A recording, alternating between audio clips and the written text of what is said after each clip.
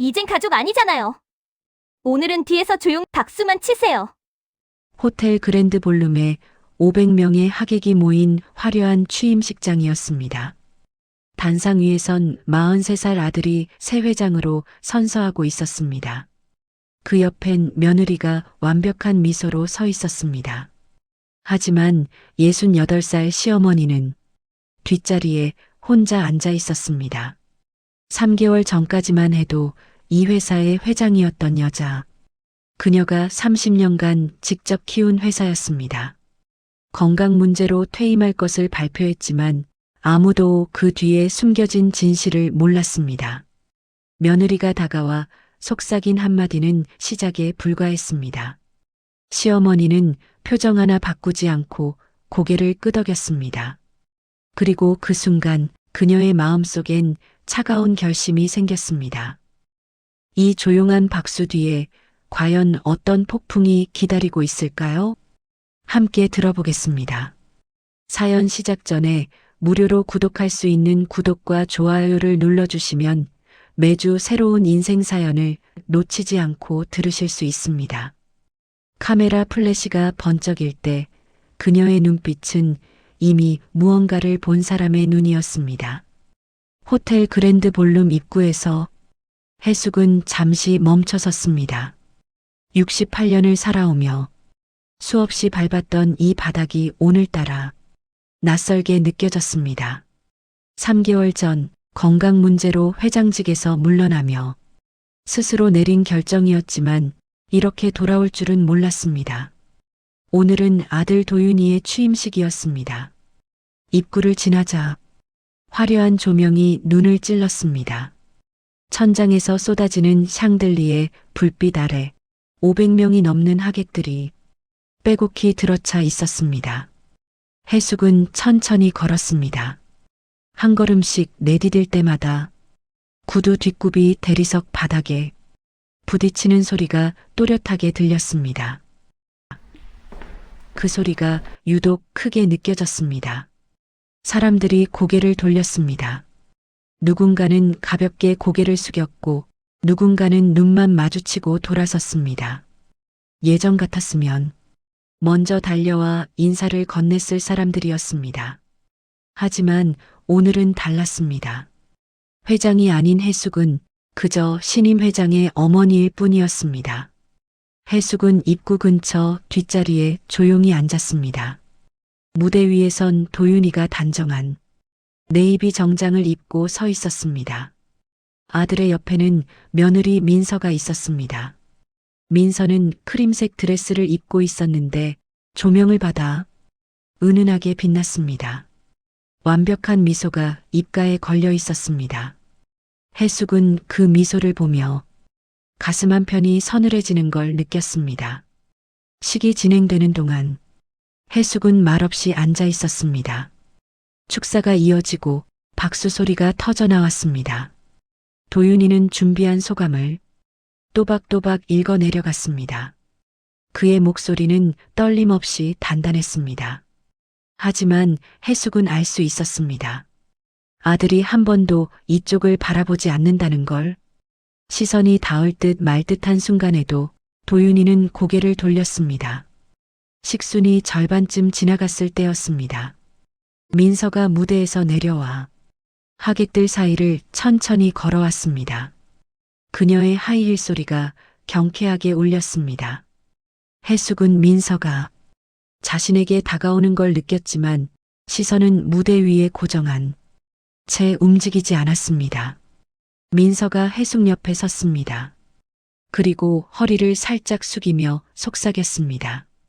이젠 가족 아니잖아요. 오늘은 뒤에서 조용히 박수만 치세요. 아시죠? 목소리는 부드러웠습니다. 하지만 그 부드러움 속에 날카로운 무언가가 숨어 있었습니다. 민서는 다시 완벽한 미소를 지으며 돌아섰습니다. 드레스 자락이 살랑거리며 바닥을 스쳤습니다. 해숙은 눈 하나 깜빡이지 않았습니다. 표정도 변하지 않았습니다. 그저 고개를 살짝 끄덕였을 뿐입니다. 하지만 그 순간 해숙의 손이 무릎 위에서 천천히 주먹을 쥐었습니다. 손톱이 손바닥을 파고들었지만 아프지 않았습니다. 오히려 그 통증이 또렷하게 정신을 깨웠습니다. 무대 위에선 카메라 플래시가 터졌습니다. 번쩍 번쩍 하얀 빛이 눈을 찔렀습니다. 해숙은 그 빛을 정면으로 받으며 천천히 숨을 들이마셨습니다. 가슴속 깊은 곳에서 차가운 무언가가 올라오는 걸 느꼈습니다. 분노도 아니었고 슬픔도 아니었습니다. 그것은 결심이었습니다. 얼음처럼 단단하고 칼날처럼 예리한 결심이었습니다. 식이 끝나갈 무렵 해숙은 자리에서 일어났습니다. 주변 사람들은 여전히 무대만 바라보고 있었습니다. 아무도 해숙이 일어서는 걸 눈여겨보지 않았습니다. 해숙은 조용히 출구로 향했습니다. 한 걸음, 두 걸음 뒤돌아보지 않았습니다. 볼룸을 빠져나와 복도에 섰을 때 해숙은 가방에서 오래된 폴더폰을 꺼냈습니다. 화면은 금이 가 있었고 숫자판은 달아서 번호가 희미했습니다. 하지만 단축 1번은 또렷했습니다. 해숙은 그 버튼을 눌렀습니다. 신호음이 3번 울렸습니다. 비서실입니다. 오한영의 목소리가 들렸습니다. 60년을 함께한 비서실장이었습니다. 해숙은 낮고 차분하게 말했습니다. 한영 씨, 내일 새벽에 연락할 겁니다. 준비하세요. 알겠습니다. 회장님. 한영은 더 묻지 않았습니다. 해숙은 전화를 끊었습니다. 그리고 창밖을 바라봤습니다. 해가 지고 있었습니다. 붉은 노을이 도시를 물들였습니다. 해숙은 그 노을을 보며 생각했습니다. 아름다운 것도 결국 지는구나. 하지만 다시 뜬다는 걸 그녀는 알고 있었습니다. 그날 밤 해숙은 집으로 돌아왔습니다. 거실 소파에 앉아 찬물 한 잔을 천천히 마셨습니다. 물이 목을 타고 내려가는 감촉이 또렷했습니다. 차갑고 깨끗했습니다. 해숙은 잔을 내려놓고 눈을 감았습니다. 마음속에서 무언가가 또렷하게 자리를 잡았습니다. 이제 시작이었습니다. 취임식 다음 날 새벽 해숙은 잠들지 않았습니다. 침대에 누워 천장을 바라보다가 새벽 4시가 되자 천천히 일어났습니다. 커튼 사이로 새어 들어오는 어스름한 빛이 방 안을 희미하게 밝혔습니다. 해숙은 옷장에서 검은색 가디건을 꺼내 입었습니다. 거울 앞에 섰지만 자신의 얼굴을 오래 보지는 않았습니다. 거실로 나와 소파에 앉았습니다. 탁자 위에 놓인 폴더폰을 집어들었습니다. 화면에 금이 간 자국이 손가락에 걸렸습니다. 해숙은 단축 1번을 눌렀습니다. 신호음이 2번 울리자 한영이 받았습니다. 회장님, 한영 씨, 지금부터 제 말 잘 들어요. 해숙의 목소리는 낮고 단호했습니다. 한영은 대답 대신 숨소리로 대신했습니다. 해숙은 천천히 말을 이었습니다. 신도시 투자금 전액 회수합니다. 오늘 안에요. 전화 너머로 잠깐 침묵이 흘렀습니다. 한영이 조심스럽게 물었습니다. 회장님, 그 자금은 회사 운영의 핵심인데요. 갑자기 회수하시면 제 돈이에요. 해숙은 짧게 끊었습니다. 한영은 더 이상 묻지 않았습니다. 해숙은 전화를 끊고 창밖을 바라봤습니다. 동쪽 하늘이 조금씩 밝아지고 있었습니다. 그날 오전 9시 한영은 조용히 움직이기 시작했습니다. 그는 회사 건물이 아닌 시내 한 은행 VIP 라운지로 갔습니다. 거기서 지점장을 만났습니다. 서류 봉투 하나를 건넸습니다. 지점장은 봉투를 열어보더니 고개를 끄덕였습니다. 두 사람은 30분 동안 조용히 이야기를 나눴습니다. 같은 시각 HK그룹 본사 재무팀은 평소와 다름없이 업무를 시작했습니다. 아무도 몰랐습니다. 신도시 프로젝트를 떠받치던 핵심 자금이 조용히 빠져나가고 있다는 걸. 오전 11시 첫 번째 신호가 왔습니다. 협력사 한 곳에서 전화가 왔습니다. 이번 주 대금 입금이 안 됐는데요. 재무팀 직원이 당황하며 확인했습니다. 계좌를 들여다보니 잔액이 이상했습니다. 분명 어제까지 있던 돈이 사라져 있었습니다. 직원은 급히 상사에게 보고했습니다. 점심시간이 지나자 문제가 하나둘 드러나기 시작했습니다. 신도시 개발 프로젝트 관련 송금이 전부 멈췄습니다. 계약서에 찍힌 도장들이 효력을 잃었습니다. 협력사들이 연달아 전화를 걸어왔습니다. 오후 2시 재무이사가 사장실로 올라갔습니다. 도윤은 책상 앞에 앉아 서류를 보고 있었습니다. 재무이사가 노크를 하고 들어왔습니다. 그의 얼굴은 창백했습니다. 사장님, 큰일입니다. 신도시 프로젝트 자금이 갑자기 막혔습니다. 도윤은 고개를 들었습니다. 눈썹이 살짝 찌푸려졌습니다. 무슨 소리요? 자금이 막혔다니? 계좌에서 돈이 빠져나갔습니다. 원인을 모르겠습니다. 도윤은 서류를 내려놓았습니다. 손이 살짝 떨렸습니다. 그는 심호흡을 한 번 하고 물었습니다. 얼마나 빠졌어요? 전액입니다. 300억이 통째로. 도윤은 의자에서 벌떡 일어났습니다. 창가로 걸어가 밖을 내다봤습니다. 빌딩들이 햇빛을 받아 반짝였습니다. 하지만 그의 눈엔 아무것도 들어오지 않았습니다. 도대체 왜 이런 일이? 도윤은 중얼거렸습니다. 목소리에 당혹감이 섞여 있었습니다. 재무이사가 조심스럽게 말했습니다. 은행에 확인해 봤는데 특정 계좌에서 정상적인 절차로 인출된 거라고 합니다. 누가 했는지는 아직 파악이 안 됩니다. 도윤은 책상으로 돌아와 앉았습니다. 손으로 이마를 짚었습니다. 일단 협력사들부터 안심시켜요. 자금은 다시 확보하겠다고. 그리고 은행에 다시 연락해서 정확한 경로를 파악하세요. 재무이사가 고개를 숙이고 나갔습니다. 그날 오후 내내 회사 안은 술렁였습니다. 신도시 프로젝트는 올해 가장 큰 사업이었습니다. 그 자금이 빠지면 모든 계약이 멈출 수밖에 없었습니다. 협력사들이 전화를 걸어왔습니다. 은행에서도 연락이 왔습니다. 도윤은 하루 종일 전화를 받으며 상황을 수습했습니다. 저녁 6시 도윤은 민서에게 전화를 걸었습니다. 여보, 지금 회사로 와줄 수 있어요? 무슨 일인데요? 민서의 목소리는 차분했습니다. 도윤은 한숨을 쉬었습니다. 신도시 프로젝트 자금이 갑자기 사라졌어요.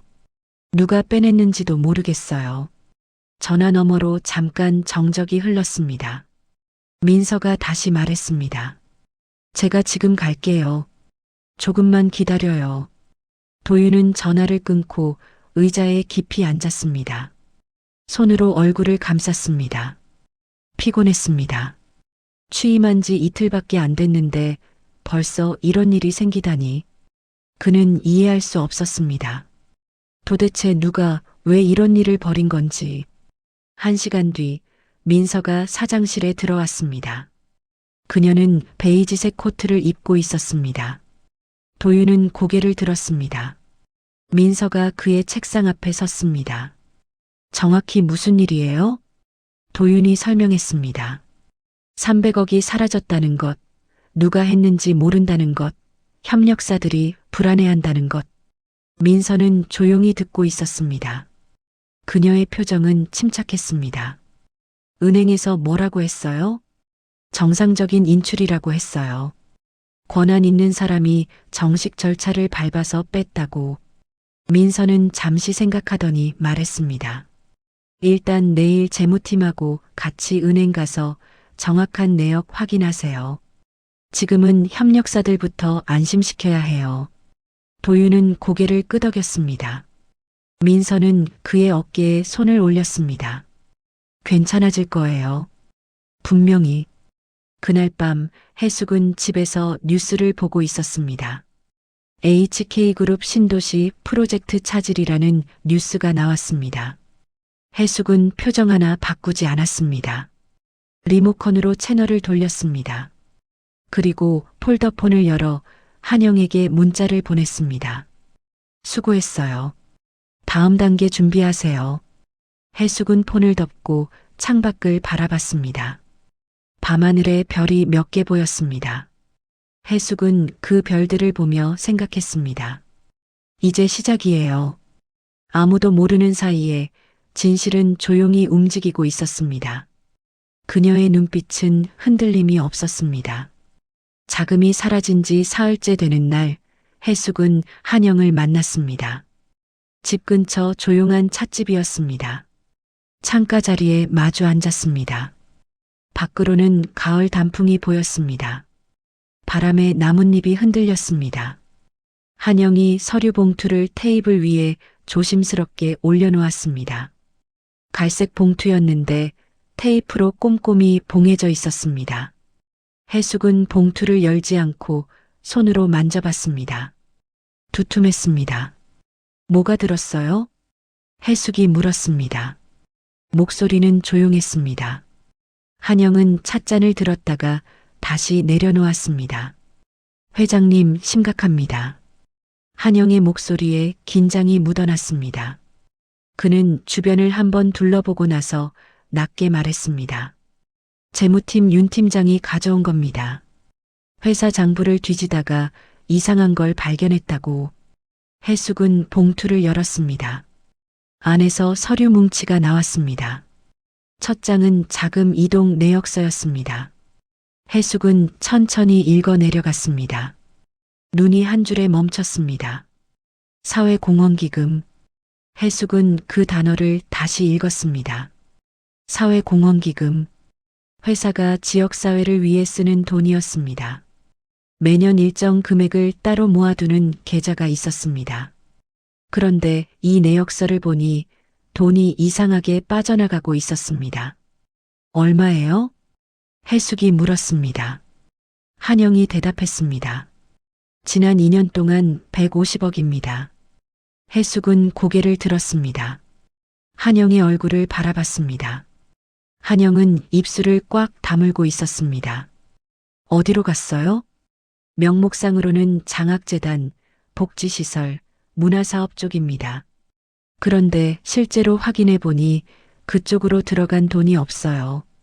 해숙은 다음 페이지를 넘겼습니다. 거기엔 결제 문서 사본이 있었습니다. 문서 아래쪽에 도장이 찍혀 있었습니다. 해숙은 그 도장을 보는 순간 숨이 멎는 것 같았습니다. 정혜숙. 자신의 이름이 새겨진 도장이었습니다. 하지만 해숙은 알 수 있었습니다. 이건 자신의 도장이 아니라는 걸. 인주색이 달랐습니다. 해숙이 쓰는 도장은 진한 주홍색이었습니다. 하지만 이 도장은 연한 붉은색이었습니다. 그리고 글씨체도 미묘하게 달랐습니다. 해숙은 손가락으로 도장 자국을 천천히 따라갔습니다. 종이 위로 손끝이 미끄러졌습니다. 차가운 느낌이 손끝에서 올라왔습니다. 이거 가짜예요. 해숙이 말했습니다. 한영은 고개를 끄덕였습니다. 그렇습니다. 윤 팀장도 그렇게 봤습니다. 회장님 도장을 누가 위조한 겁니다. 해숙은 서류를 계속 넘겼습니다. 같은 도장이 여러 문서에 찍혀 있었습니다. 150억이라는 거액이 이 가짜 도장으로 빠져나간 겁니다. 해숙의 손이 가볍게 떨렸습니다. 하지만 얼굴 표정은 변하지 않았습니다. 윤 팀장은 어디 있어요? 회사에 있습니다. 아직 아무에게도 말하지 않았습니다. 저한테만 보고했어요. 해숙은 서류를 다시 봉투에 넣었습니다. 찻잔을 들어 한 모금 마셨습니다. 차는 이미 식어 있었습니다. 쓴맛이 입안에 퍼졌습니다. 한영 씨, 윤 팀장한테 전해요. 공식 보고는 절대 하지 말라고. 지금부터는 제가 직접 봅니다. 한영은 조용히 대답했습니다. 알겠습니다. 해숙은 창밖을 바라봤습니다. 단풍잎이 하나 떨어지고 있었습니다. 빙글빙글 돌면서 천천히 내려왔습니다. 해숙은 그 잎을 따라 시선을 움직였습니다. 잎은 바닥에 닿았습니다. 누가 했을까요? 한영이 조심스럽게 물었습니다. 해숙은 대답하지 않았습니다. 그녀는 이미 짐작하고 있었습니다. 하지만 확실한 증거가 필요했습니다. 짐작만으로는 아무것도 할 수 없었습니다. 그날 오후 해숙은 집으로 돌아왔습니다. 서재로 들어가 책장을 열었습니다. 책장 뒤쪽에 작은 금고가 있었습니다. 해숙은 비밀번호를 눌렀습니다. 금고 문이 열렸습니다. 안에는 여러 가지 물건이 들어 있었습니다. 해숙은 그 중에서 작은 나무 상자를 꺼냈습니다. 상자를 열었습니다. 안에 도장이 들어 있었습니다. 진짜 도장이었습니다. 해숙은 도장을 손에 들었습니다. 묵직했습니다. 30년 넘게 사용한 도장이었습니다. 나무 손잡이는 손때로 반질반질했습니다. 해숙은 도장을 내려다봤습니다. 정혜숙이라는 글씨가 또렷했습니다. 그녀는 이 도장으로 수없이 많은 서류에 결제했습니다. 회사를 키우고 사람을 뽑고 계약을 맺었습니다. 이 도장은 그녀의 신뢰를 상징했습니다. 그런데 지금 누군가가 그 신뢰를 훔쳐 쓰고 있었습니다. 해숙은 도장을 다시 상자에 넣었습니다. 금고를 닫았습니다. 그리고 폴더폰을 꺼냈습니다. 한영에게 문자를 보냈습니다. 내일 아침 8시 집으로 오세요. 윤 팀장도 데려오고요. 문자를 보내고 나서 해숙은 창가에 섰습니다. 해가 지고 있었습니다. 하늘이 주황색으로 물들었습니다. 해숙은 그 하늘을 보며 생각했습니다. 의심의 불씨가 이제 현실이 되었어요. 이제는 더 이상 뒤를 돌아볼 수 없었습니다. 그날 밤 해숙은 잠들지 못했습니다. 침대에 누워 천장을 바라봤습니다. 어둠 속에서 여러 가지 생각이 스쳐 지나갔습니다. 누가 했을까? 왜 했을까? 돈은 어디로 갔을까? 질문들이 꼬리를 물고 이어졌습니다. 하지만 해숙은 알고 있었습니다. 곧 답을 찾을 거라는 걸. 그리고 그 답이 자신을 아프게 할 거라는 것도. 다음 날 아침 8시 초인종이 울렸습니다. 해숙은 문을 열자 한영과 윤 팀장이 검정 정장을 입고 서 있었어요. 윤 팀장은 검은 가방을 손에 들고 있었습니다. 해숙은 두 사람을 거실로 안내하며 소파를 가리켰어요. 한영과 윤 팀장이 나란히 앉아 해숙도 맞은편에 자리를 잡았습니다. 테이블 위에는 따뜻한 차가 담긴 잔 3개가 놓여 있었고 하얀 김이 피어오르고 있었어요. 해숙은 찻잔을 들어 한 모금 마시며 목을 적셨습니다. 따뜻한 차가 목으로 넘어가는 느낌이 또렷했어요. 찻잔을 내려놓고 오래된 폴더폰을 꺼내 전화를 걸었습니다. 신호음이 3번 울렸어요. 저예요, 서율 씨. 지금 제 집으로 와줄 수 있어요? 전화 너머에서 젊은 여자의 목소리가 들렸습니다. 지금 바로 갈게요. 해숙은 전화를 끊고 창밖을 바라봤어요. 하늘은 맑고 푸르렀습니다. 30분이 지나자 초인종이 다시 울렸어요. 해숙이 문을 열자 서율이 서 있었습니다. 34살의 서율은 회색 정장을 단정하게 입고 긴 머리를 뒤로 묶고 있었어요. 서율은 거실로 들어와 한영과 윤 팀장에게 가볍게 인사하고 소파에 앉았습니다. 해숙은 테이블 위에 서류 봉투를 서율에게 건넸어요. 서율이 봉투를 열어 안에서 서류를 꺼내 천천히 읽기 시작했습니다. 한 장씩 넘기면서 읽는 서율의 얼굴이 점점 굳어지고 손이 살짝 떨렸어요. 회장님, 이번엔 제가 도울 차례예요. 서율의 목소리는 단단했습니다. 해숙은 서율을 바라보며 15년 전 일을 떠올렸어요. 가난했지만 공부를 잘하던 아이에게 대학 등록금과 생활비를 도와줬던 기억이 났습니다. 서율은 졸업 후 HK그룹에 들어와 열심히 일해 지금은 감사실장이 되어 있었어요. 해숙은 세 사람을 천천히 둘러보며 낮은 목소리로 말했습니다. 이제부터 열흘 동안 비밀 조사를 합니다. 아무한테도 말하면 안 돼요. 세 사람이 고개를 끄덕이며 무거운 침묵이 흘렀어요.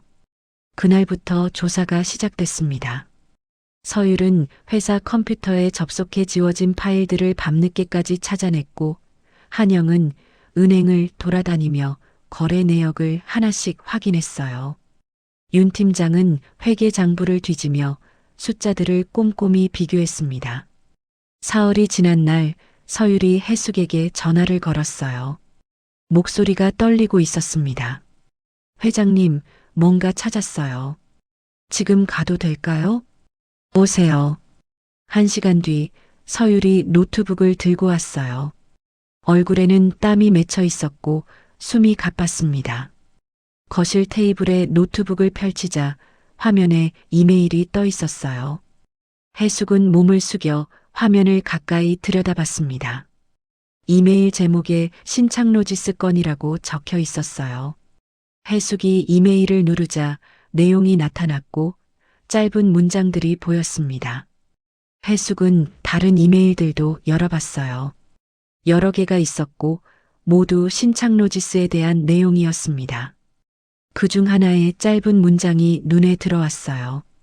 신창건은 대표 승인 없이 진행 바랍니다. 해숙은 그 문장을 소리내어 천천히 읽었습니다. 목소리가 낮게 깔리며 한 글자 한 글자 또렷하게 발음했어요. 서율이 설명하기 시작했습니다. 신창로지스는 공식 거래처 명단에 없는 회사였지만 지난 2년 동안 수십 번 돈이 나갔고 모두 합치면 큰 금액이었어요. 해숙은 의자에 깊이 앉으며 손으로 이마를 짚었습니다. 머리가 아팠고 복잡한 생각들이 꼬리를 물고 이어졌어요. 누군가 도윤도 모르게 회사 돈을 빼냈고 해숙의 도장을 가짜로 만들어서 빼냈습니다. 해숙은 눈을 감고 심호흡을 한 뒤 다시 눈을 떠서 서율을 바라봤어요. 더 찾아봐요. 신창로지스가 뭔지, 누가 만든 건지, 돈이 어디로 갔는지. 서율은 고개를 끄덕이고 노트북을 닫아 조심스럽게 가방에 넣었습니다. 그리고 일어서자 해숙도 일어나 서율을 배웅했어요. 문 앞에서 서율이 돌아보며 두 사람의 눈이 마주쳤습니다. 말없이 서로를 바라보던 서율이 먼저 고개를 숙이고 나갔어요. 해숙은 문을 닫고 거실로 돌아와 소파에 앉았습니다. 테이블 위에 찻잔을 보니 차는 이미 식어 있었어요. 해숙은 잔을 들지 않고 그냥 바라봤습니다. 밤이 되자 해숙은 침대에 누웠다가 다시 일어나 창가로 갔어요. 창문을 열자 찬 바람이 들어와 얼굴에 닿았습니다.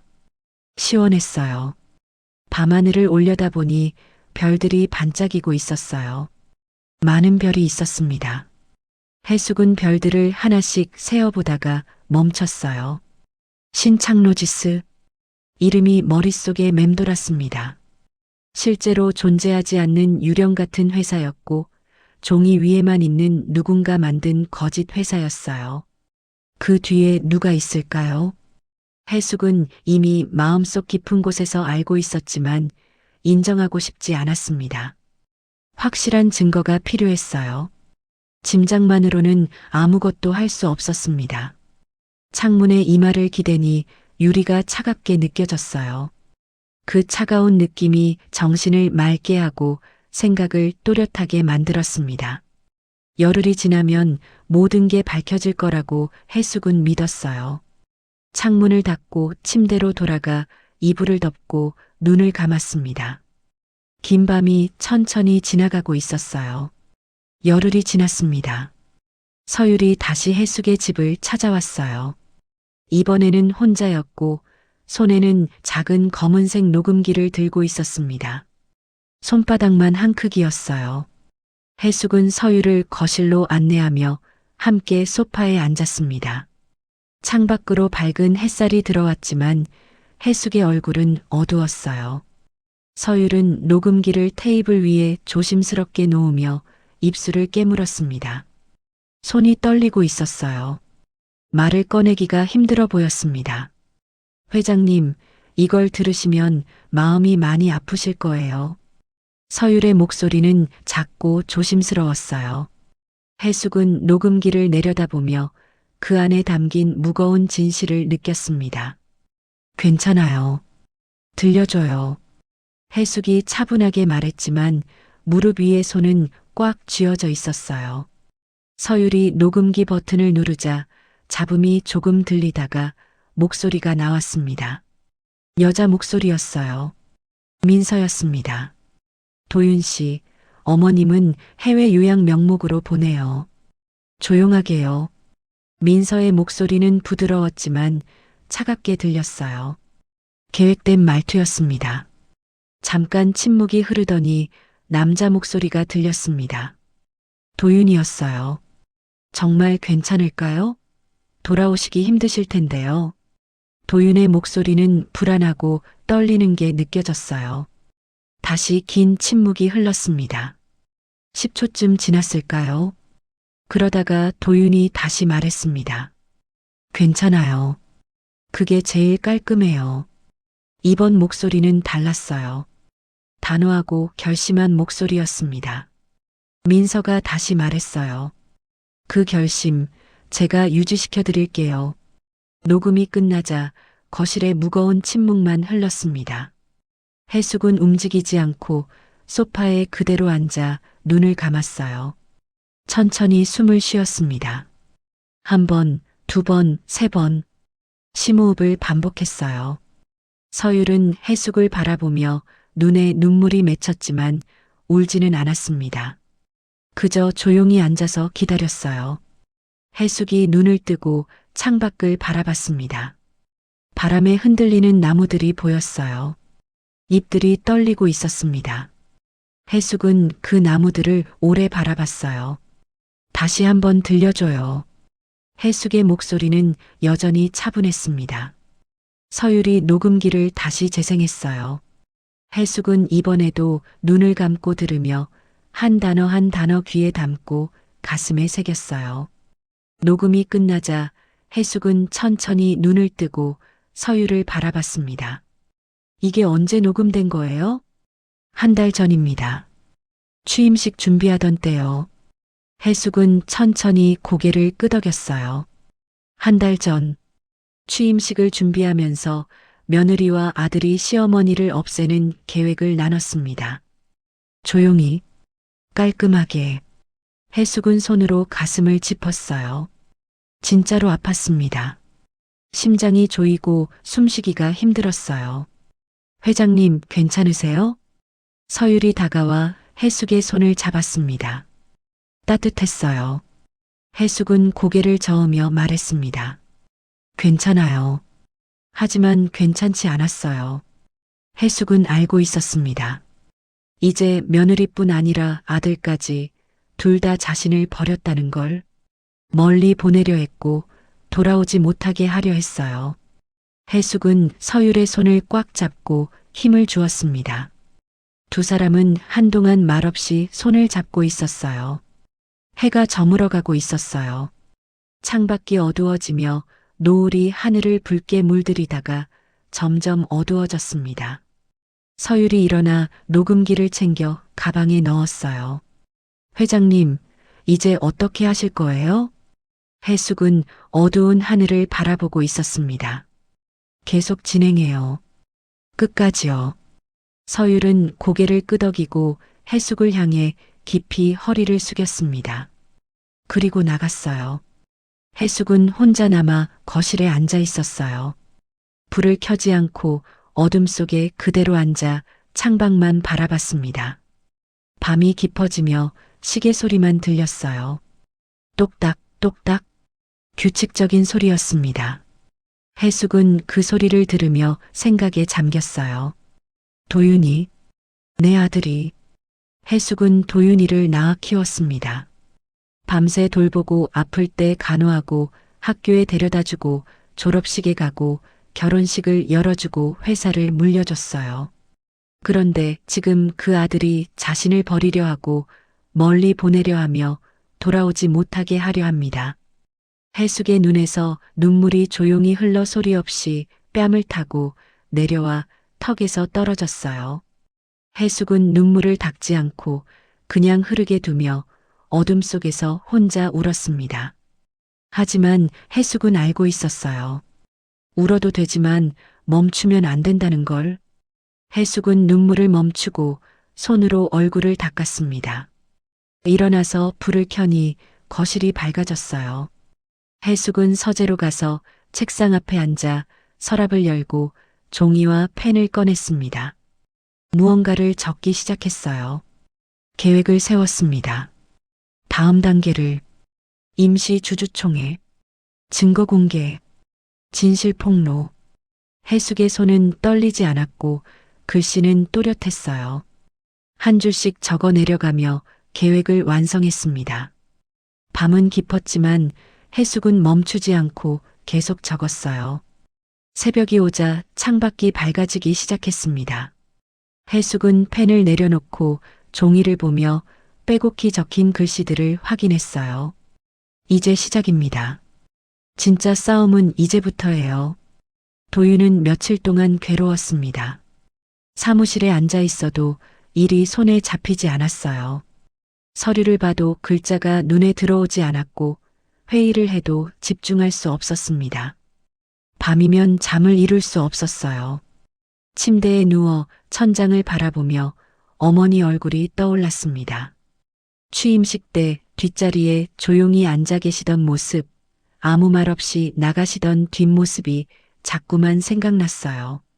어느 날 저녁 도윤은 사무실 창가에 서서 밖을 내다봤습니다. 도시에 하나둘씩 불이 켜지고 있었어요. 도윤은 그 불빛들을 보며 중얼거렸습니다. 민서가 옳은 걸까? 아니면 내가 겁쟁이인 걸까? 목소리는 떨렸고 작았어요. 누구에게 묻는지도 모를 질문이었습니다. 문이 열리며 민서가 들어왔어요. 하얀 블라우스를 입고 머리를 단정하게 넘긴 민서가 도윤에게 다가왔습니다. 또 생각하고 계세요? 민서의 목소리는 부드러웠어요. 도윤은 고개를 돌려 아내를 봤습니다. 민서는 완벽한 미소를 짓고 있었어요. 어머니 생각이 자꾸 나요. 도윤이 말했습니다. 민서는 도윤의 팔을 부드럽게 잡으며 소파로 이끌었어요. 두 사람이 앉아 민서는 도윤의 손을 잡았습니다. 당신이 잘못한 게 아니에요. 시대가 바뀌었어요. 낡은 방식으론 회사를 못 지켜요. 민서는 차분하고 논리적인 목소리로 계속 말했어요. 도윤은 고개를 끄덕였지만 마음 한편은 여전히 무거웠습니다. 해외 요양이 정말 최선일까요? 도윤이 물었어요. 민서는 잠시 멈췄다가 다시 말했습니다. 어머님 건강도 안 좋으시잖아요. 좋은 병원에서 편히 쉬시는 게 나아요. 여기 계시면 스트레스만 받으실 거예요. 도윤은 다시 창밖을 봤어요. 불빛들이 더 많아지고 밤이 깊어지고 있었습니다. 그래도 어머니는 당신 지금 망설이면 회사가 흔들려요. 직원들이 불안해하고 주주들도 의심해요. 민서의 목소리가 조금 강해졌어요. 도윤은 민서를 보며 아내의 단호한 눈빛을 마주했습니다. 도윤은 한숨을 쉬며 손으로 얼굴을 감쌌어요. 너무 피곤했습니다. 며칠이 더 지나며 도윤은 점점 민서의 말을 믿게 됐어요. 회사를 지켜야 한다. 직원들을 지켜야 한다. 새로운 시대에 맞춰야 한다. 그런 생각들이 머릿속을 채웠습니다. 어느 날 아침 도윤은 거울을 보며 자신의 얼굴을 봤어요. 눈 밑에 다크서클이 생겼고 얼굴이 수척했습니다. 머리카락도 조금 빠진 것 같았어요. 도윤은 거울 속 자신을 오래 바라보며 생각했습니다. 나는 누구지? 아들인가 사장인가?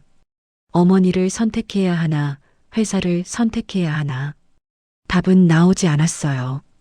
같은 시각 해숙은 한영을 만나고 있었습니다.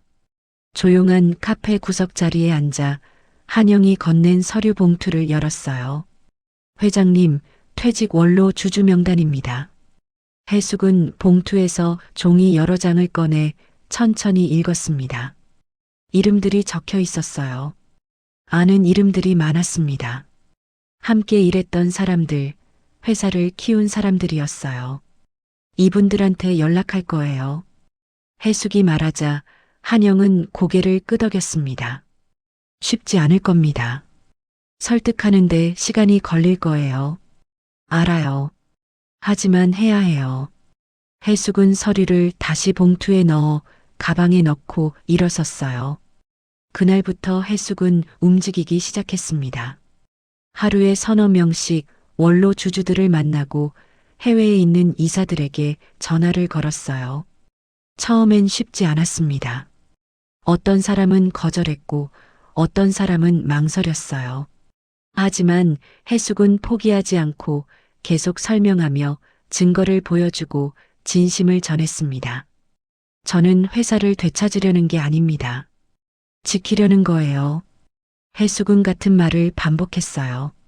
사람들은 해숙의 진지하고 간절한 눈을 보며 하나둘씩 고개를 끄덕이기 시작했습니다. 2주일이 지나자 해숙은 지분 31%의 의결권을 모았어요. 충분했습니다. 임시 주주총회를 열 수 있었어요. 한영이 해숙에게 전화를 걸었습니다. 회장님, 다 모았습니다.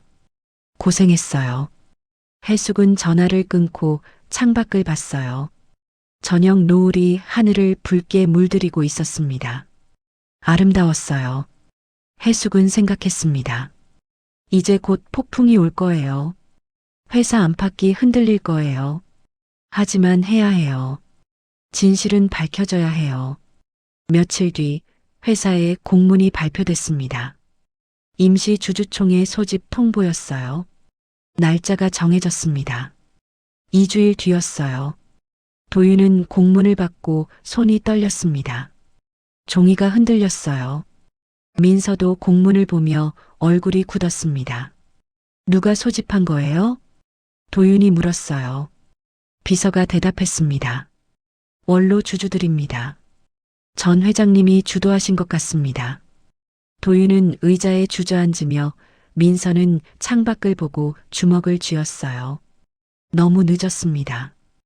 해숙의 움직임을 감지했지만 이미 늦었어요. 회사 안은 긴장으로 가득 찼습니다. 직원들이 수군거렸어요. 무슨 일이 일어날까? 왜 임시 주총을 여나? 질문들이 떠돌았습니다. 도윤은 사무실에 혼자 남아 어둠 속에 앉아 있었어요.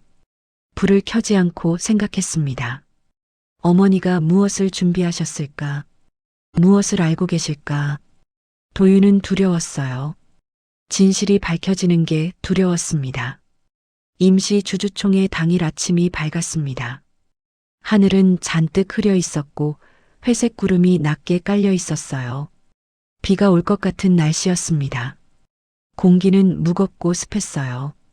해숙은 새벽부터 깨어 있었습니다. 잠을 이루지 못했어요. 침대에서 일어나 옷장을 열고 검은색 정장을 꺼냈습니다. 단정한 옷이었어요.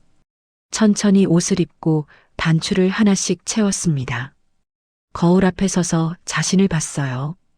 68년을 살아온 얼굴이 거울에 비쳤습니다. 주름이 깊게 패여 있었고 눈가에는 세월의 흔적이 역력했어요. 하지만 눈빛만큼은 흔들림이 없었습니다. 오히려 더 단단하고 예리해 보였어요. 해숙은 머리를 천천히 빗으며 생각했습니다. 오늘이 그날이에요. 모든 게 드러나는 날입니다.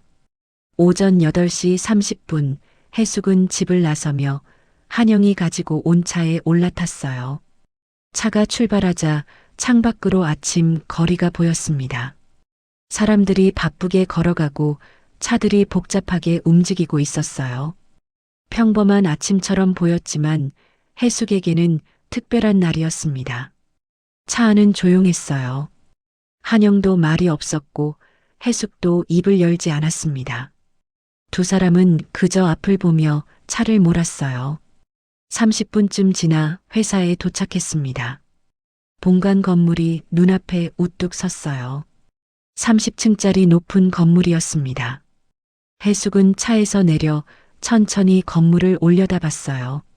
자신이 세우고 30년을 키워온 회사였습니다. 가슴이 뭉클했어요. 로비로 들어서니 사람들로 가득했습니다.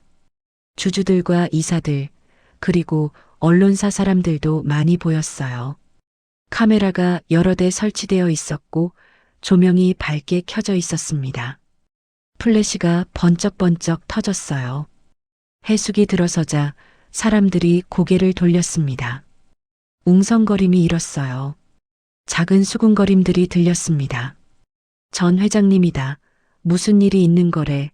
왜 나타나신 거지? 해숙은 그 소리들을 들으면서도 표정 하나 바꾸지 않고 똑바로 앞을 보며 걸었어요. 사람들이 자연스럽게 길을 비켜줬습니다. 해숙은 그 사이를 천천히 지나갔어요. 구두 뒷굽이 대리석 바닥에 부딪히는 소리가 로비에 울렸습니다. 딱, 딱, 딱. 규칙적이고 단단한 소리였어요. 엘리베이터에 올라타 15층 버튼을 눌렀습니다. 주주총회장이 있는 층이었어요. 엘리베이터가 천천히 올라가는 동안 해숙은 눈을 감고 깊게 숨을 들이마셨습니다. 천천히 내쉬었어요. 마음을 가라앉혔습니다. 괜찮아. 준비는 다 됐어. 해숙은 속으로 중얼거렸어요. 엘리베이터 문이 열리자 복도가 나타났습니다. 사람들로 북적였어요. 해숙은 복도를 지나 대회의실 문 앞에 섰습니다. 잠시 멈춰서서 문을 바라봤어요. 그리고 손을 뻗어 문을 열고 안으로 들어갔습니다. 회의실은 넓었어요. 200명쯤 앉을 수 있는 큰 공간이었고 의자들이 빼곡히 놓여 있었습니다. 앞쪽에는 큰 스크린과 단상이 있었어요. 조명이 밝았고 카메라들이 여러 대 설치되어 있었습니다.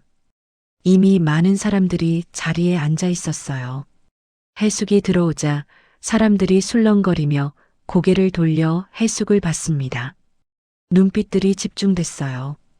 해숙은 시선을 의식하지 않고 앞으로 걸어가 단상 옆 의자에 앉았습니다. 한영이 옆자리에 앉았고 서율도 노트북을 들고 와서 자리를 잡았어요. 세 사람은 조용히 앉아서 시작을 기다렸습니다. 시간이 흘렀어요. 사람들이 계속 들어왔습니다. 자리가 거의 다 찼어요. 회의실이 가득 찼습니다. 오전 10시 정각, 사회자가 단상에 올라가 마이크를 잡았어요. 지금부터 HK그룹 임시 주주총회를 시작하겠습니다. 사회자의 목소리가 회의실에 울렸습니다. 회의실이 조용해지며 숨죽이는 분위기가 됐어요. 바로 그때 뒤쪽 문이 열렸습니다. 도윤과 민서가 들어왔어요. 두 사람은 뒤쪽 자리로 걸어가 앉았습니다. 도윤의 얼굴은 창백했어요. 이마에 땀이 맺혀 있었고 손이 떨리고 있었습니다. 민서는 침착해 보였지만 입술을 꽉 다물고 있었어요. 사회자가 해숙을 소개했습니다. 전 회장 정해숙님께서 말씀하시겠습니다. 해숙은 천천히 일어나 단상으로 걸어갔어요. 계단을 한 걸음씩 올라갔습니다. 마이크 앞에 서서 회의실을 천천히 둘러봤습니다. 많은 얼굴들이 자신을 바라보고 있었어요. 긴장한 표정들, 호기심 어린 눈빛들, 걱정스러운 얼굴들이 보였습니다. 해숙은 마이크를 잡고 입을 열었어요. 여러분, 오늘 제가 이 자리에 선 이유는 하나입니다. 진실을 말하기 위해서예요. 목소리는 차분했지만 단호했습니다. 마이크를 통해 회의실 구석구석까지 퍼져나갔어요. 지난 2년 동안 우리 회사에서 150억이 사라졌어요. 사회공헌기금이라는 이름으로요.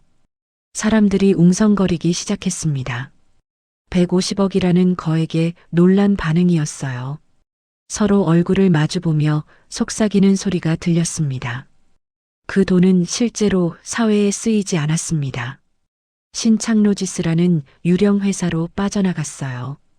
해숙이 서율을 보며 고개를 끄덕이자 서율이 노트북을 빠르게 조작했습니다. 스크린에 이메일들이 하나씩 나타났어요. 신창로지스 관련 이메일과 거래 내역들이었습니다. 날짜, 금액, 계좌번호가 선명하게 보였어요. 사람들이 스크린을 뚫어지게 바라봤습니다. 사진을 찍는 소리가 들렸어요. 이 모든 일은 제 도장을 위조해서 이루어졌어요. 스크린이 바뀌며 도장 이미지가 나타났습니다. 위조된 도장과 진짜 도장이 나란히 비교되어 있었어요. 색깔이 미묘하게 달랐고 글씨체도 조금 달랐습니다. 하지만 자세히 보지 않으면 구별하기 어려울 정도로 정교했어요. 회의실이 더욱 시끄럽게 술렁거렸습니다.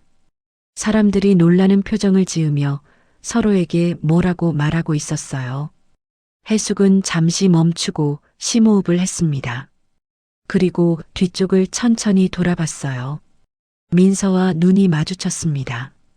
민서는 얼굴이 창백하게 질려 있었고 입술이 파랗게 떨리고 있었어요. 그리고 이 모든 일을 주도한 사람은 해숙은 잠시 말을 멈췄어요. 회의실이 순간 조용해졌습니다. 모두가 숨을 죽이고 다음 말을 기다렸어요. 며느리 박민서입니다. 그리고 공모자는 최진호예요. 회의실이 폭발하듯 술렁거렸습니다. 사람들이 소리를 내며 놀라는 반응을 보였어요. 민서가 자리에서 일어서려다가 다리에 힘이 없어 다시 주저앉았습니다. 스크린에 더 많은 증거들이 빠르게 나타났어요. 은행 거래 내역, 계좌 이체 기록, 신창로지스와 민서를 연결하는 문서들, 최진호의 갤러리 계좌 자금 세탁 흔적까지 모든 게 낱낱이 공개됐습니다. 해숙은 계속 말했어요. 제가 투자한 신도시 프로젝트 자금도 제 사재였어요. 회사를 지키려고 넣은 제 돈이었습니다. 사람들이 더욱 놀라며 서로 얼굴을 마주봤어요. 그 자금이 회사 돈이 아니었다는 걸 처음 알게 된 겁니다. 충격을 받은 표정들이었어요. 바로 그때 회의실 뒤쪽 문이 열렸습니다. 경찰 2명이 조용히 들어와 민서에게 다가갔어요. 민서는 일어나 도망치려 했지만 경찰이 재빨리 막아섰습니다. 박민서 씨 횡령과 문서 위조 혐의로 체포합니다. 경찰이 민서에게 수갑을 채우려 하자 민서가 갑자기 소리쳤습니다. 어머님, 민서의 목소리가 회의실에 울렸어요. 사람들이 일제히 민서를 봤습니다. 민서는 경찰의 손을 뿌리치려 하며 해숙을 향해 고개를 들었어요. 어머님, 저 좀 봐주세요. 제발요. 민서의 목소리는 떨리고 있었습니다. 눈물이 볼을 타고 흘러내렸어요. 완벽했던 화장이 번지고 있었습니다. 저도 회사를 위해서 한 거예요. 어머님도 아시잖아요. 요즘 세상이 얼마나 빠르게 변하는지 낡은 방식으론 못 살아남아요. 민서는 계속 말했어요. 목소리가 점점 커졌습니다. 저한테만 이러시면 안 돼요. 도윤 씨도 알고 있었어요. 다 알고 계셨다고요. 도윤이 고개를 번쩍 들며 일어섰습니다. 뭐라고? 민서는 도윤을 보며 외쳤어요. 당신도 알고 있었잖아요. 해외 요양 얘기할 때 동의했잖아요. 회의실이 다시 술렁거렸습니다. 사람들이 놀라며 도윤과 민서를 번갈아 봤어요. 해숙은 단상에 그대로 서서 민서를 내려다봤습니다. 표정은 변하지 않았어요. 차갑고 단호한 눈빛이었습니다. 민서는 다시 해숙을 봤어요. 이번에는 애원하는 목소리였습니다. 어머님, 제발이요. 저한테 기회를 한 번만 더 주세요. 다시는 이런 일 안 할게요. 제발. 수갑이 차가운 소리를 내며 민서의 손목에 채워졌어요. 민서는 저항하며 고개를 저었지만 소용없었습니다. 경찰이 민서를 데리고 회의실 밖으로 나가려 했어요. 민서가 마지막으로 소리쳤습니다. 어머님, 어머님. 목소리가 점점 멀어졌습니다. 문이 닫히며 민서의 목소리가 완전히 사라졌어요. 회의실은 무거운 침묵에 휩싸였습니다. 도윤은 자리에 앉은 채 움직이지 못했습니다. 고개를 들지 못하고 손으로 얼굴을 감싸고 있었어요. 어깨가 떨리고 있었습니다. 해숙은 단상에 서서 도윤을 바라봤어요. 고개를 숙이고 있는 아들을 보니 가슴이 미어졌습니다. 하지만 해야 할 말이 남아 있었어요. 저는 회사로 돌아오지 않을 겁니다. 하지만 진실은 반드시 밝혀져야 했어요. 해숙의 목소리가 처음으로 떨렸습니다. 감정이 드러나는 순간이었어요. 눈가가 촉촉해졌지만 눈물을 흘리지는 않았습니다. 회의실은 깊은 침묵에 휩싸였어요. 아무도 말하지 않았고 카메라 플래시만 계속 번쩍이고 있었습니다. 해숙은 단상에서 천천히 내려와 한영과 서율이 기다리는 곳으로 갔습니다. 세 사람은 함께 회의실을 나와 복도를 걷고 엘리베이터를 탔어요. 로비를 지나 건물 밖으로 나갔습니다. 밖에는 가랑비가 내리고 있었어요. 해숙은 비를 맞으며 천천히 차로 걸어갔습니다. 빗방울이 얼굴에 닿았어요. 차갑고 시원했습니다.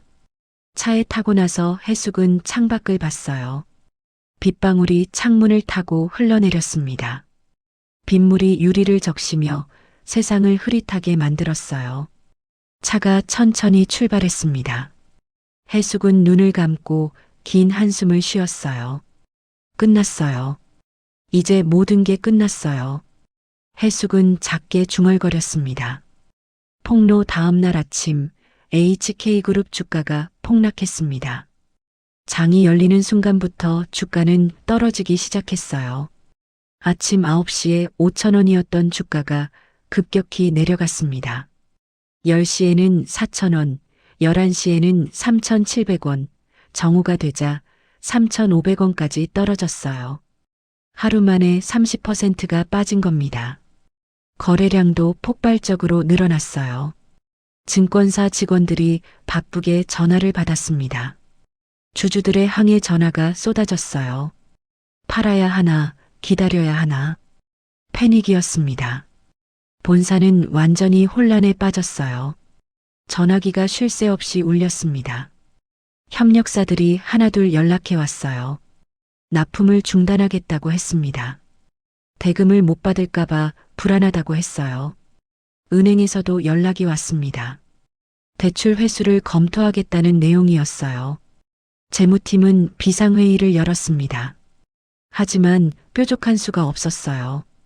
신용이 무너지고 있었습니다. 도윤은 사무실에 앉아 책상 위에 쌓인 서류들을 멍하니 바라봤어요. 손을 뻗어 서류를 집으려 했지만 힘이 없었습니다. 글자들이 눈에 들어오지 않았어요. 그냥 창밖만 봤습니다. 하늘은 여전히 흐렸어요. 이게 다 내 잘못이야. 도윤은 작게 중얼거렸습니다. 사흘이 지나자 상황은 더욱 악화됐어요. 주요 거래처 5곳이 공식적으로 계약 해지를 통보해 왔습니다. 신용평가사는 HK그룹의 등급을 2단계 낮췄어요. 직원들 사이에선 회사가 망하는 거 아니냐는 소문이 돌기 시작했습니다. 복도에서 직원들이 수군거리는 소리가 들렸어요. 이력서를 준비한다는 이야기도 나왔습니다. 도윤은 집에도 가지 않았어요. 사무실 소파에서 잤습니다. 누워서 천장을 보며 잠을 이루지 못했어요. 눈을 감으면 주주총회 장면이 떠올랐습니다. 어머니가 단상에 서서 증거를 공개하시던 모습, 민서가 끌려가며 소리치던 장면, 사람들의 놀란 표정들이 머릿속에서 계속 반복됐어요. 새벽 4시쯤 되면 도윤은 일어나 창밖을 봤습니다. 어둠 속에서 도시의 불빛들이 깜빡였어요. 저 많은 불빛들 속에서 얼마나 많은 사람들이 자신 때문에 걱정하고 있을까 생각하면 가슴이 답답했습니다. 일주일째 되는 날 오전, 비서가 급히 사무실로 들어왔습니다. 사장님, 한영 비서실장님께서 긴급 연락 주셨습니다. 도윤은 전화기를 집어들었어요. 손이 떨렸습니다. 사장님, 회장님이 쓰러지셨습니다. 한영의 목소리가 급했어요. 도윤은 전화기를 떨어뜨릴 뻔했습니다. 어디세요? 서울대병원 응급실입니다. 빨리 오세요. 도윤은 재킷도 제대로 입지 못하고 사무실을 뛰쳐나갔어요. 엘리베이터를 기다리지 못하고 계단으로 뛰어내려갔습니다. 주차장으로 달려가 차에 올라탔어요. 차를 몰고 병원으로 향했습니다. 빨간 신호등이 켜졌지만 멈추지 않았어요. 경적 소리가 사방에서 들렸지만 신경 쓰지 않았습니다. 오직 병원만 생각했어요. 제발, 제발. 도윤은 계속 중얼거리며 엑셀을 밟았습니다. 병원에 도착해 응급실로 뛰어들어갔어요. 복도에서 한영이 창백한 얼굴로 벽에 기대 서 있었습니다. 어머니는요? 어디 계세요? 도윤의 목소리가 떨렸어요. 한영이 손으로 검사실 쪽을 가리켰습니다. 지금 검사 중이십니다. 도윤은 검사실 문 앞에 서서 안을 들여다보려 했지만 아무것도 보이지 않았어요. 그저 문만 바라보며 서 있었습니다. 1시간이 지났습니다. 길고 긴 시간이었어요. 도윤은 복도를 왔다 갔다 하며 초조하게 기다렸습니다. 드디어 문이 열리며 의사가 나왔어요. 도윤이 급히 다가갔습니다. 의사 선생님, 어머니 상태가 어떻습니까? 과로와 극심한 스트레스로 쓰러지셨습니다. 혈압이 위험할 정도로 높아졌고요. 당분간 절대 안정이 필요합니다. 조금만 늦었으면 큰일 날 뻔했어요. 의사의 말에 도윤의 다리에서 힘이 빠졌습니다. 벽에 기대 천천히 주저앉았어요. 바닥에 앉아 손으로 얼굴을 감쌌습니다. 내가 어머니를 죽일 뻔했구나. 도윤은 소리 없이 울었습니다. 눈물이 손가락 사이로 흘러내렸어요. 한영이 옆에 조용히 앉았습니다. 말없이 함께 있어줬어요. 1시간쯤 지나 해숙은 일반 병실로 옮겨졌습니다. 도윤이 병실 문을 열고 조심스럽게 들어갔어요. 해숙은 침대에 누워 눈을 감고 있었습니다. 얼굴이 수척했어요. 뺨이 움푹 들어가 있었고 입술은 창백했습니다. 팔에는 링거가 꽂혀 있었고 심전도 모니터가 규칙적으로 소리를 냈어요. 도윤은 침대 옆 의자를 천천히 당겨 앉았습니다. 어머니의 잠든 얼굴을 봤어요. 주름이 이렇게 깊었나? 손등에 핏줄이 이렇게 도드라졌나? 언제 이렇게 늙으셨을까? 해숙이 천천히 눈을 떴습니다. 고개를 돌려 도윤을 봤어요. 왔구나. 목소리는 약하고 쉬어 있었습니다. 도윤은 고개를 숙였어요. 말이 목구멍에서 막혔습니다. 어머니. 도윤의 목소리가 떨렸어요. 눈물이 뺨을 타고 흘러내렸습니다. 죄송합니다. 정말 죄송해요. 내가 잘못한 게 뭐가 있니? 해숙이 작게 말했어요. 도윤은 고개를 저었습니다. 제가 어리석었어요. 제가 회사만 보고 정작 중요한 걸 놓쳤어요. 도윤은 계속 말했어요. 회사를 지키려다가 어머니를 잃을 뻔했습니다. 세상에서 제일 소중한 분을 잃을 뻔했어요.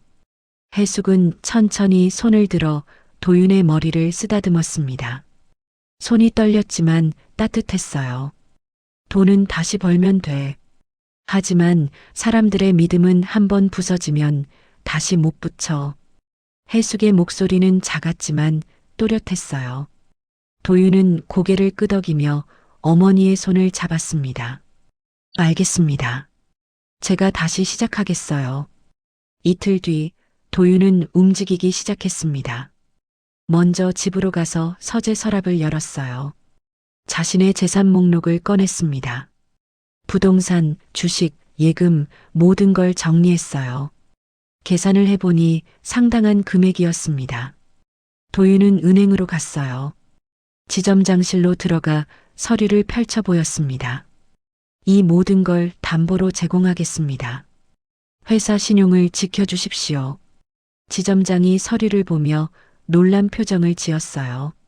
사장님, 이건 사장님 개인 재산 전부 아닙니까? 네. 제가 책임져야 합니다. 이게 제가 할 수 있는 최선이에요.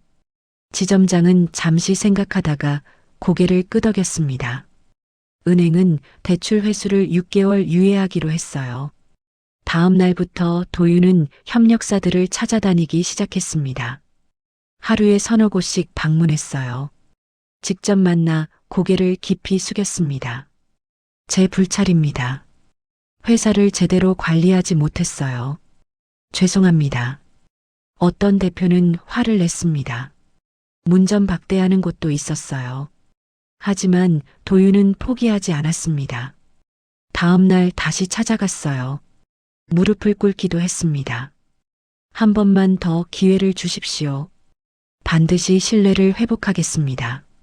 제 목숨을 걸겠습니다. 한 달이 지나자 조금씩 변화가 보이기 시작했어요. 협력사 중 3곳이 다시 납품을 재개하기로 했습니다. 작은 변화였지만 희망이었어요. 도윤은 매일 밤 병원에 들렀습니다.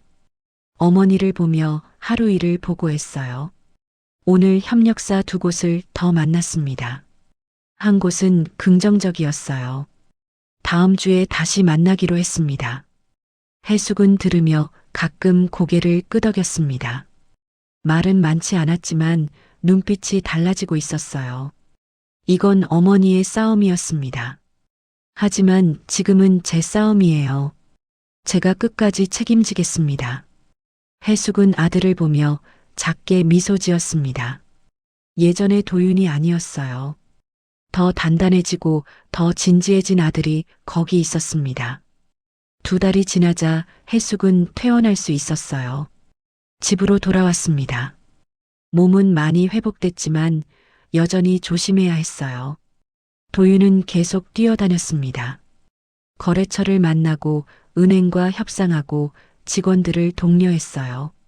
주가는 천천히 회복되어 3,500원에서 4,000원이 됐습니다. 어느 날 저녁 도윤이 해숙의 집을 찾아왔어요. 손에는 작은 봉투를 들고 있었습니다. 해숙이 문을 열고 거실로 안내했어요. 2 사람이 앉자 도윤은 봉투를 꺼내 테이블 위에 놓았습니다. 어머니가 투자하신 신도시 자금입니다. 전액 돌려드려요. 해숙은 봉투를 보며 열어보지 않고 그대로 두었어요. 고생했구나. 아직 멀었습니다. 하지만 포기하지 않겠어요. 끝까지 갈 거예요. 도윤의 목소리는 단단했습니다. 해숙은 아들을 보며 오랜만에 환하게 미소 지었어요. 1년이 흘렀습니다. HK그룹 본사 로비에 들어서면 제일 먼저 눈에 띄는 게 있었어요. 입구 쪽 큰 유리판이었습니다. 투명 경영 현황판이라고 적혀 있었어요. 매출도 지출도 주요 계약도 모두 공개되어 있었습니다. 누구나 볼 수 있게 만들어 놓았어요. 이사회실도 완전히 달라져 있었습니다. 회의 내용을 녹음하고 주요 결정은 홈페이지에 올렸어요. 숨기는 게 하나도 없었습니다. 주가는 천천히 올라가고 있었어요. 4,000원에서 5,000원, 6개월 뒤엔 6,000원이 됐습니다. 예전만큼은 아니었지만 회복되고 있었어요. 협력사들도 하나둘 돌아오기 시작했습니다. 약속을 지켰고 대금을 제때 줬어요. 거짓말을 하지 않았습니다. 신뢰가 조금씩 쌓여갔어요. 어느 가을날 오후 임시 이사회가 열렸습니다. 안건은 딱 하나였어요. 신임 회장 선임이었습니다. 회의실에는 이사들이 모여 앉아 있었어요. 해숙도 자리에 있었습니다. 1년 만에 본사에 온 거였어요. 검은색 한복을 단정하게 입고 있었습니다. 머리는 희끗해져 있었지만 눈빛만큼은 여전히 또렷했어요. 도윤이 먼저 입을 열었습니다. 저는 모든 직책에서 물러나겠습니다. 이사들 사이에서 술렁거림이 일었어요. 놀라는 표정들이었습니다. 사장님, 무슨 말씀이십니까? 한 이사가 급히 물었습니다. 도윤은 천천히 고개를 저었어요. 제 책임입니다. 회사를 제대로 지키지 못했어요. 이제 새로운 사람이 필요합니다. 해숙이 자리에서 일어났습니다. 천천히 앞으로 걸어나가 이사들을 둘러봤어요. 저도 복귀하지 않을 겁니다. 조용하지만 단호한 목소리였어요. 회사는 제 것이 아니에요. 능력 있는 사람의 것입니다. 해숙은 서율을 바라봤습니다. 서율이 깜짝 놀라며 자리에서 일어났어요. 당황한 표정이 역력했습니다.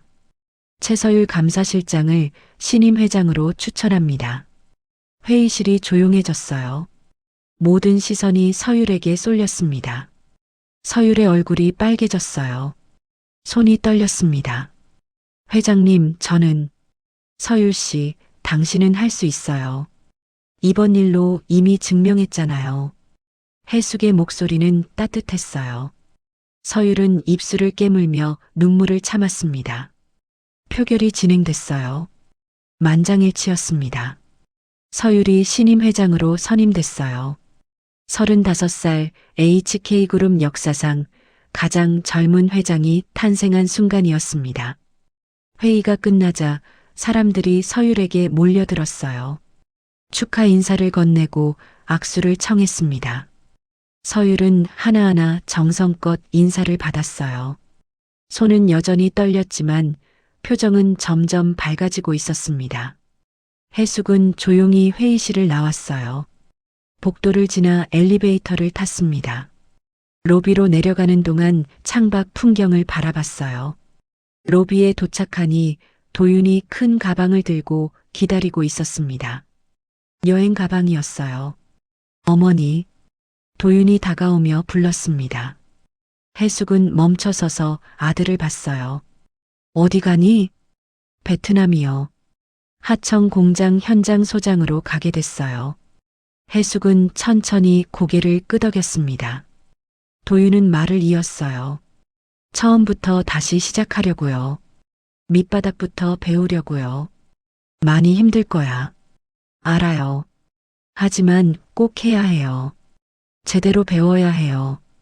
도윤의 목소리는 떨리지 않았어요.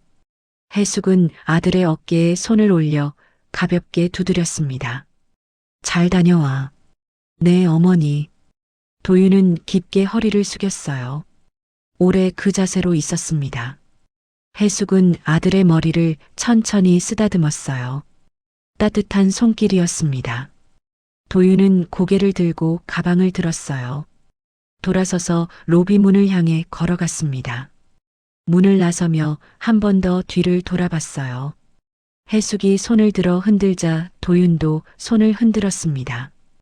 그리고 밖으로 사라졌어요. 해숙은 한참을 그 자리에 서 있었습니다. 문을 바라보며 서 있었어요. 계절이 또 바뀌었습니다. 봄이 왔어요. 해숙은 고향으로 내려갔습니다. 산으로 둘러싸인 작은 마을이었어요. 마을 입구에 작은 건물 하나가 새로 생겨 있었습니다. 간판에는 정혜숙 반찬 공방이라고 깔끔하게 적혀 있었어요. 안으로 들어가면 넓은 주방이 나왔습니다. 큰 솥이 여러 개 놓여 있고 도마와 칼이 정리되어 있었어요. 모든 게 깨끗하고 정돈되어 있었습니다. 해숙은 매일 아침 앞치마를 두르고 주방에 섰어요. 6명의 청년들이 함께 있었습니다. 모두 20대였어요. 일자리를 찾지 못하던 청년들이었습니다. 해숙이 데려온 아이들이었어요. 오늘은 김치찌개를 만들 거예요. 해숙의 목소리가 주방에 울렸습니다. 청년들이 고개를 끄덕이며 자리에 섰어요. 해숙은 김치를 꺼내 도마에 올렸습니다. 칼을 들고 썰기 시작했어요. 청년들도 따라서 김치를 썰었어요. 서툴렀습니다. 김치 조각이 제각각이었어요. 해숙은 웃으며 말했습니다. 괜찮아요. 천천히 하면 익숙해져요. 하루 종일 요리를 했어요. 김치찌개, 된장찌개, 무나물, 시금치나물을 만들었습니다. 여러 가지 반찬이 테이블 위에 올라갔어요. 저녁이 되자 모두 함께 식탁에 둘러앉았습니다. 따뜻한 밥과 반찬을 나눠 먹었어요. 청년들이 웃고 이야기했습니다. 해숙도 함께 웃었어요. 밥을 다 먹고 설거지를 하는데 한 청년이 물었습니다. 할머니, 왜 이 일을 하세요? 해숙은 그릇을 닦으며 대답했어요. 그날의 전화 한 통이 날 살렸어요. 그날의 봉투 하나가 날 여기까지 오게 했죠. 청년이 고개를 갸우뚱했습니다. 해숙은 미소를 지으며 계속 말했어요. 진실은 결국 이기고 진심은 사람을 움직여요. 설거지를 마치고 청년들이 집으로 돌아갔습니다. 내일 보자고 인사를 나눴어요. 해숙도 인사를 받으며 문 앞까지 배웅했습니다. 공방에 혼자 남은 해숙은 창문을 열었어요. 저녁 바람이 시원하게 들어왔습니다. 산 너머로 해가 지고 있었어요. 노을이 하늘을 붉게 물들이고 있었습니다. 해숙은 그 노을을 오래 바라봤어요. 가슴이 따뜻해지는 걸 느꼈습니다. 1년 반이 더 지났습니다. HK그룹은 완전히 달라져 있었습니다. 투명 경영이 자리를 잡았어요. 주가는 예전 수준을 회복했습니다. 협력사들의 신뢰도 천천히 돌아왔어요. 서율은 훌륭한 회장이 되어 있었습니다. 매일 아침 일찍 출근했어요. 직원들과 대화하고 현장을 직접 돌아다녔습니다. 문제가 생기면 숨기지 않고 바로 해결했어요. 투명하게 일했습니다. 어느 봄날 서율은 해숙을 찾아갔습니다. 고향 마을까지 차를 몰고 갔어요. 3시간이 걸렸습니다. 산길을 지나 작은 마을에 도착했어요. 정혜숙 반찬 공방 앞에 차를 세웠습니다. 안으로 들어가니 해숙이 앞치마를 두르고 요리를 하고 있었어요. 청년들도 함께 일하고 있었습니다. 밝은 웃음소리가 들렸어요. 회장님, 서율이 불렀습니다. 해숙은 고개를 돌리며 미소 지었어요. 서율 씨 왔구나. 해숙은 손을 씻고 앞치마를 벗었습니다. 두 사람은 밖으로 나와 마을 뒷산으로 걸어갔어요. 산책로를 천천히 오르는 동안 봄꽃이 양쪽에 피어 있었습니다. 개나리, 진달래, 벚꽃이 곱게 피었어요. 바람이 불자 꽃잎이 흩날렸습니다. 두 사람은 말없이 걸었어요. 벤치에 앉으니 마을 전체가 내려다 보였습니다. 작은 집들 위로 하얀 연기가 피어올랐어요. 평화로운 풍경이었습니다. 회장님, 회사는 잘 돌아가고 있어요. 서율이 먼저 말문을 열었습니다. 해숙은 고개를 끄덕였어요. 내가 잘하고 있다는 거 알아요. 처음엔 무서웠어요. 제가 할 수 있을까 싶었거든요. 지금은요? 지금은 즐거워요. 힘들지만 보람 있어요. 해숙은 서율을 바라봤습니다. 서율의 얼굴은 밝았어요. 자신감이 느껴졌습니다. 예전의 불안한 모습은 어디에도 없었어요. 도윤이 소식 들었어요? 해숙이 물었습니다. 서율은 고개를 끄덕였어요. 네. 베트남에서 잘하고 있대요.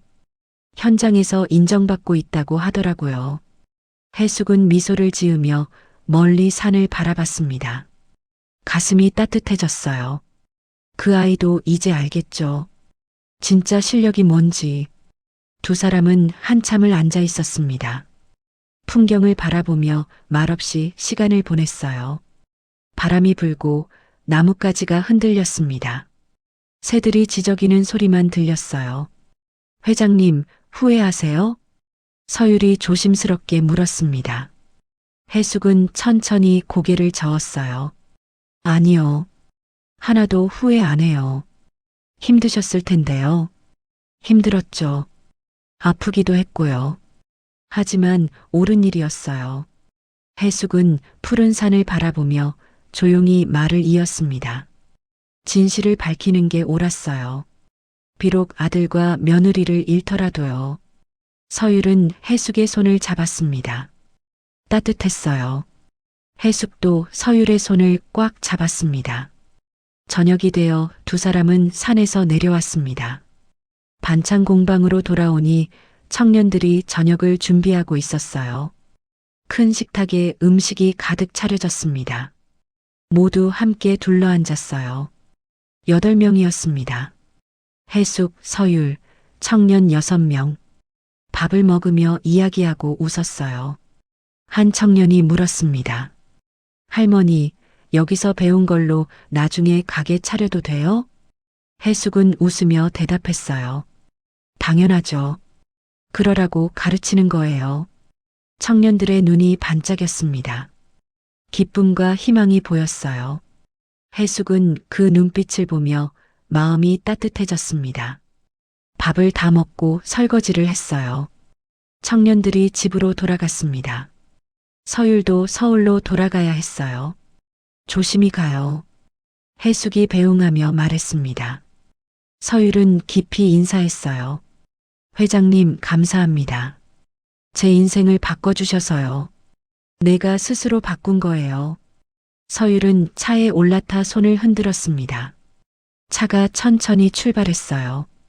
해숙은 차가 완전히 사라질 때까지 그 자리에 서 있었습니다. 해숙은 집으로 돌아왔어요. 작은 집이었습니다.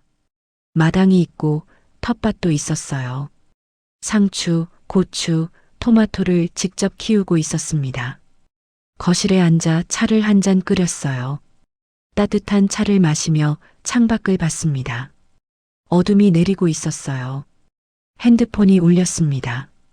도윤이었어요. 해숙은 전화를 받았습니다. 어머니.